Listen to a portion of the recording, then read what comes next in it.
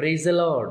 Naomi ఎలీమెలకు కరువు భయంతో దేవుని ఇల్లు అనేటువంటి బెత్లెహేము నుండి మోయాబు దేశానికి వలస వెళ్ళారు కదా. నయోమి తన భర్తని కోల్పోయినప్పుడు, అయ్యో ఈ మోయాబు దేశం మనకు ప్రయోజనకరమైనది కాదు అని వెంటనే తిరిగి బెత్లెహేముకు వచ్చి ఉంటే తన ఇద్దరు బిడ్డల ప్రాణాన్ని కాపాడుకుని ఉండేది. కానీ నయోమి పశ్చాత్తాపడకుండా మోయాబీ స్త్రీలను తన ఇద్దరు బిడ్డలకిచ్చి పెళ్లి చేసి తన ఇద్దరి బిడ్డల ప్రాణాన్ని కోల్పోయింది.